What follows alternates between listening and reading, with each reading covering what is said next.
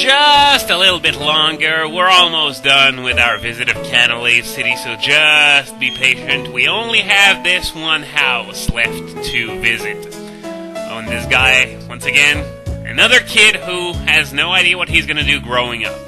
Well, he has all the time in the world to decide, so it doesn't really matter. Now, the only thing left to do is take the boat to Iron Island, but before I do that, something very, very important. You want to take a party of 5 to Iron Island, because otherwise, if you don't, then Riley's going to keep the Riolu egg until you come back for it, which means you're going to have to go all the way through the island all over again. Yeah, that's the kind of thing you mess up on once, but after that, you never miss out on it ever again afterwards. So, naturally, Mr. Hippo was the one who got the axe, because it's not even an HM slave, it was just there to make up the numbers. But anyway, here we go. We are going to Iron Island. We are on our way to catch party member number 4.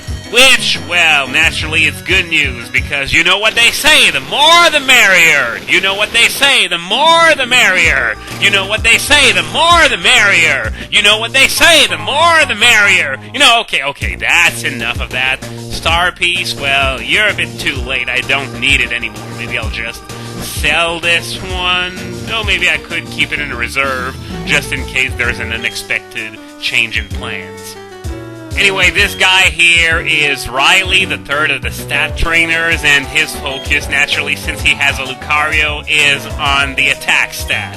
And HM04, this is strength. Obviously not going to give it to any party members because it's not a very good move. But I am going to give it to Tropius. I know B-Barrel could learn it, but I'm going to give it to Tropius because the way I want to arrange my HMs is that I want to have Cut, Surf, Waterfall, and Rock Climb on the Barrel, and the other 4 on Tropius. So, let's go all the way down here, boot up Strength, teach it to Tropius, and only Togetic is unable to learn it. Yeah, forever alone, once again. And, okay, guess Razor Leaf is the only one I can get rid of, so now my Tropius is complete. It has all 4 HMs that I wanted to give it. So let's head into Iron Island. Shamefully, Riley doesn't follow you through the entire island. He's just with you for one room. But for the rest of it, we're on our own, which doesn't really matter because, well, it's not like it's a really hard place. Riley's not that far in. And, of course, once you reach him, you get infinite healing, motherfucker!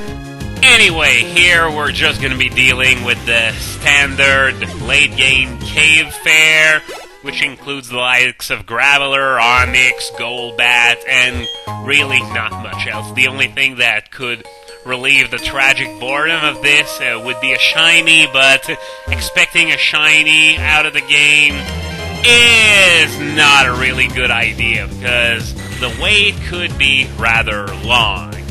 Anyway, as I said several times before, my next party member is going to be Lucario. There are a few reasons that motivate this choice. First and foremost, it's a Pokemon that doesn't require trading.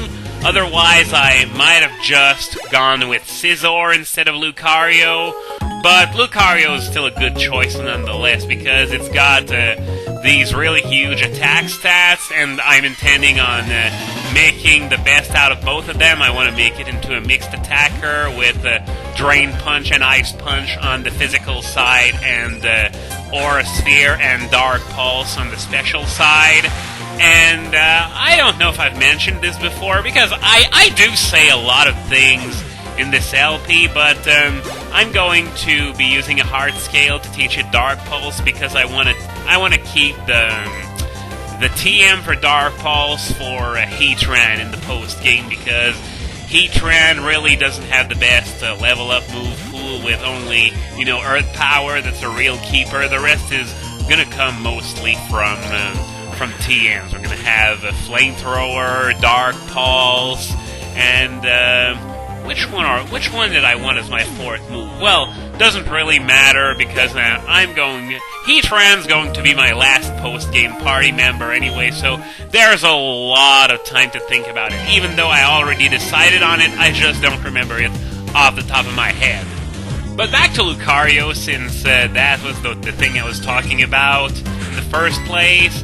What I like about Lucario, at least for in-game, is that, well, he's got that nice steel typing, which gives it a lot of resistances to compensate for its lowish defenses. So, pretty good all-around Pokemon, I'd say, this Lucario. Though, of course, that extra ball given by the steel typing doesn't show all that much in competitive play. Not to say it doesn't show at all, but Lucario's still one of those Pokemon that's generally thought of as a rather frail Pokemon, despite the typing. And, well, obviously, Cobalion does a lot better in that department, but is Cobalion going to prove to be better than Lucario in the long run? That's something that remains to be seen.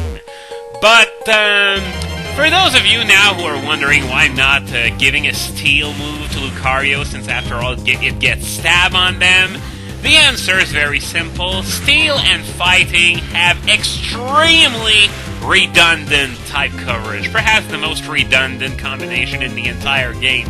Maybe to the exception of Ghost and Dark, but those two combinations are pretty much the most redundant. So that's why I'm not going to give Lucario any steel moves, because it has less super effectives in general and more not very effective types. So that's why I'm not even going to bother with crap like Iron Head and stuff.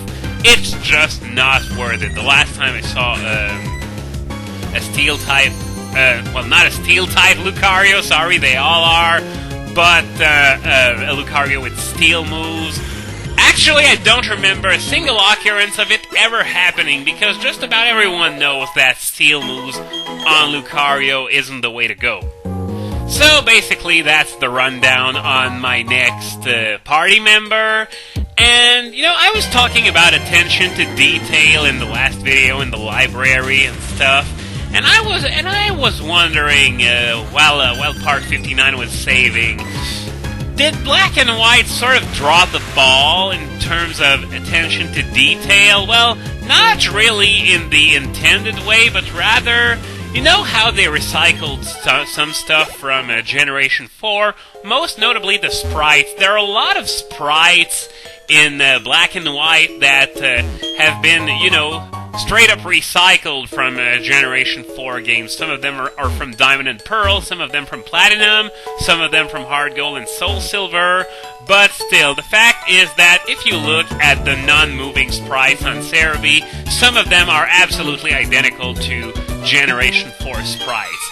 But then again, there is a caveat to that. I don't know if that was the proper use of the word caveat. I guess I'll find out in the comments. But yeah, the thing is that they gotta animate all those sprites on top of that. So maybe they just took them from Generation 4 so they wouldn't have to make new ones, since, you know, animating those things has to be a lot of work nonetheless, so they could just save time and invest their time and effort in something that's a little more worthwhile. And on that note, remember that Pokédex upgrade I got near the end of Part 58? Well, this was the upgrade that allowed you to see the differences between male and female Pokemon, and that made me think, are there any Pokemon other than the obvious Unfezant, Frillish, and Jellicent that have differences between male and female in terms of Generation 5 Pokemon? And the answer, surprisingly, is no. They went through all the trouble of, you know, in Generation 4, making some of the sprites different between male and female. Venusaur, for example, has that seed in the middle of its flower for females. But yeah, they made it for a lot of Pokemon in Generation 4, but in Generation 5, the only three that do have those differences are those with the very visible ones. There are no Pokemon with more subtle differences like for many of those older Pokemon. And okay, here we got one of these lifts. Here, there are a few of them on the island. To the left, there's the room with Riley, but we're going to go to the right first because Riley isn't going to follow you if you decide to leave the room, so I'm on my own for this room as well. But don't worry, this is a dead-end room, so to speak. It doesn't lead to any other rooms, so it's going to be our last room without Riley and infinite healing. But, as I was saying, I was a little bit disappointed to see that only Frillish, Jellicent, and Unpheasant had those differences, and those were the obvious ones. On top of that, nothing really subtle as, like, you know, those older Pokemon. And there is also one more thing that, you know, made me think maybe they didn't put as much time and effort as they could have in it. And it's, you know, in that place where you catch Pokemon that you obtained in the Dream World, well, there are overworld sprites for these, and I believe they took the ones from Hard Gold and Soul Silver. Now, in Hard Gold and Soul Silver, I was wondering why they put those overworld sprites for everything in the game just so they could have them follow you, and it really added nothing to the game at all. It was just, my honest reaction to that was, why didn't they, instead of do this, just do something else that would have been more meaningful to the game? Now, it was fan service, and it was fairly effective because a lot of Pokemon like that feature. What am I saying? A lot of people playing Pokemon like that feature. Sorry about that. But I honestly never cared for it. And now it seems like they actually put those sprites to use in Generation 5. But there's a small problem. They didn't add sprites for Generation 5 Pokemon. So what this means, basically, is that in terms of Dream World abilities, we are pretty much going to be stuck with Musharna and Darmanitan for quite a while when it comes to Generation 5 Pokemon, because no other Pokemon were programmed into the game. So, yeah, even if you could find something in the Dream World, you couldn't transfer it to Black or White because the sprites just aren't there, so you can't catch them.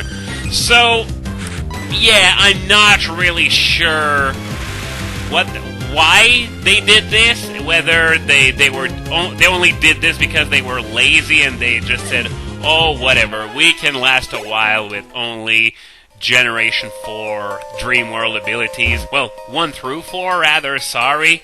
I was talking about the Generation 4 sprites, the overworld sprites, that is, but the abilities are for Pokemon for Generations 1 through 4. But that means all those Generation 5 Pokemon that are heavily dependent on their Dream World abilities to succeed, and you can think of the Shadow Tag duo of Gothitelle and the Chandelure, but there are also others, like, for example, I think Cinccino would be a lot better if it had access to its Dream World ability. But no, apparently we're not going to have that for quite a while, so yeah, the only 2 Dream World abilities for Generation 5 that we're going to have are absolute jokes. Make way for Telepathy Musharna and Darumamo Darmanitan, folks. 2 abilities no one in their right mind would ever consider. Of course, it is possible that the deluxe version for Black and White has those sprites and that they start releasing those Dream World Pokemon for Generation 5, but I don't exactly know what their plans are when it comes to that. But right now, Generation 5 Pokemon are going to have to rely on their naturally superior stats, because let's make no mistakes, there are very, very few Generation 5 Pokemon with stats that are downright crappy. We've got Watchog, Basculin maybe, Emolga, but those kind of crap Pokemon are really a lot rarer than in generations past. So with that Graveler going down, I'm just going to pick up that item over there, and I'll be ending this for today, and it's a TM for Iron Tail. Well, okay then, bye!